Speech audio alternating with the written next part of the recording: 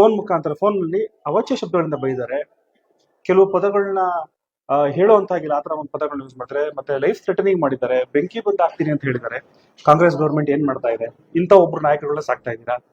ಹಾಗಾಗಿ ನಾವು ಇವತ್ತು ಆಮ್ ಆದ್ಮಿ ಪಾರ್ಟಿಯವರು ಯುವ ಅಧಿಕಾರಿಗಳು ಯಾರಿದ್ದಾರೋ ಅವರನ್ನು ಕೂಡ ನಾವು ಗಮನದಲ್ಲಿಟ್ಕೊಂಡು, ಮಹಿಳೆಯರನ್ನು ಕೂಡ ಗಮನದಲ್ಲಿಟ್ಕೊಂಡು ಒಂದು DIG ಆಫೀಸಲ್ಲಿ ಸುಮೋಟೋ ಕಂಪ್ಲೇಂಟ್ ತಗೊಂಡು ಈಗಲೇ FIR ನ ಅವ್ರ ಮೇಲೆ ಮಾಡಬೇಕು ಅಂತ ಹೇಳಿ ಕಂಪ್ಲೇಂಟ್ ಅನ್ನ ಕೊಟ್ಟಿದ್ದೀವಿ.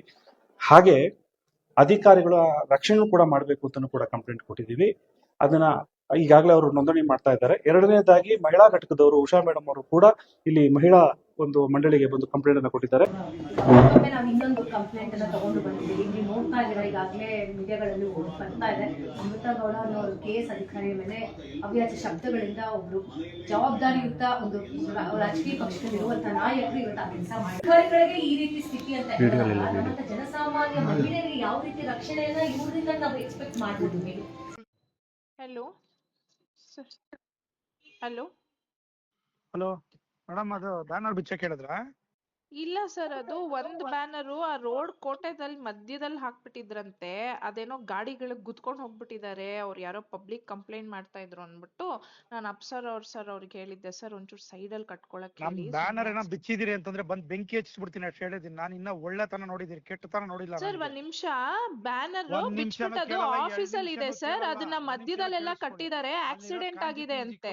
ತರ ತಿಳ್ಕೊಂಬೇಡಿ ನನ್ಗೆ ಸರ್ ಒಂದ್ ನಿಮಿಷ ಕೇಳಿ, ಅದು ಆಕ್ಸಿಡೆಂಟ್ ಆಗಿದೆ ಸರ್. ಪಬ್ಲಿಕ್ ಇಂದ ಕಂಪ್ಲೇಂಟ್ ಬಂದಿದೆ.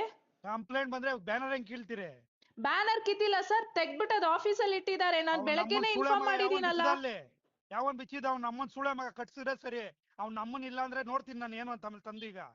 ಸರ್ ನೀವು ಹಂಗೆಲ್ಲ ಆಗ್ಲೇ ಕಂಪ್ಲೇಂಟ್ ಅನ್ನ ಫೈಲ್ ಮಾಡಿದೀವಿ. ನಾವು ಮಹಿಳಾ ಘಟಕಕ್ಕೂ ಕೂಡ ಅವರು DGP ಅವರಿಗೆ ಯುವ ಘಟಕದ ವತಿಯಿಂದ ರಾಜ್ಯಾಧ್ಯಕ್ಷರಾಗಿ ಒಂದು ಮನವಿಯನ್ನ ಸಲ್ಲಿಸಿದ್ದಾರೆ, FIR ಮಾಡ್ಕೊಳ್ಳಿಕ್ಕೆ, ಸುಮೋಟೋ ಕೇಸ್ ಹಾಕೊಳ್ಳಿಕ್ಕೆ. ಅದೇ ರೀತಿ ಮಹಿಳಾ ಘಟಕಕ್ಕೂ ಮಹಿಳಾ ಆಯೋಗಕ್ಕೆ ನಾವು ಬಂದಿದ್ದೀವಿ. ಆದ್ರೆ ಅವರು ಸುಮೋಟೋ ಕೇಸನ್ನ ಈಗಾಗಲೇ ಮಾಡ್ಕೊಂಡಿದ್ದಾರೆ ಅಂತ ಹೇಳ್ತಿದ್ರೆ ಬಹಳ ಸಂತೋಷ. ಈ ರೀತಿ ಪ್ರೋ ಆಕ್ಟಿವ್ ಆಗಿ ನಾವು ಕೆಲಸ ಮಾಡೋದ್ರಿಂದ ನಿಜವಾಗ್ಲೂ ಮಹಿಳೆಯರು ಆಯೋಗ ನಿಜವಾಗ್ಲೂ ಪ್ರೂವ್ ಮಾಡುತ್ತೆ. ಅದೇ ರೀತಿ ನಮ್ಮ ಒಂದು ಮನವಿ ಕೂಡ ಅದಕ್ಕೆ ಸಪೋರ್ಟಿವ್ ಆಗಿ ತಗೊಳ್ಳಿ.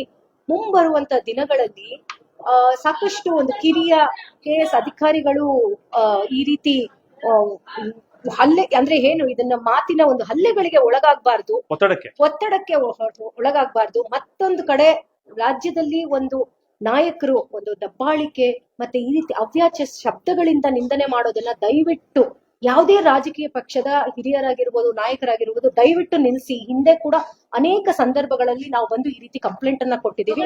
ಇನ್ನು ಮುಂದೆ ನೀವುಗಳು ಮಾತಾಡ್ಬೇಕಾದ್ರೆ ಎಚ್ಚರಿಕೆಯಿಂದ ನಿಮ್ಮ ಮಾತಿನ ಮೇಲೆ ನಿಗಾ ಇಟ್ಟು ಮಾತಾಡಬೇಕು ಅನ್ನೋದನ್ನ ನಾವು ಆಮ್ ಆದ್ಮಿ ಪಕ್ಷದ ಮಹಿಳಾ ಘಟಕದಿಂದ ಇವತ್ತು ಎಚ್ಚರಿಕೆಯನ್ನ ಕೊಡ್ತಾ ಇದೀವಿ.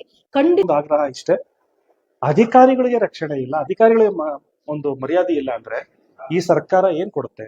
ಯಾರಿಗೂ ಏನು ಕೊಡಕ್ ಸಾಧ್ಯವಿಲ್ಲ. ದರ್ಪವನ್ನ ನಿಲ್ಲಿಸಿ, ಅಧಿಕಾರಿಗಳ ದರ್ಪವನ್ನ ನಿಲ್ಲಿಸಿ.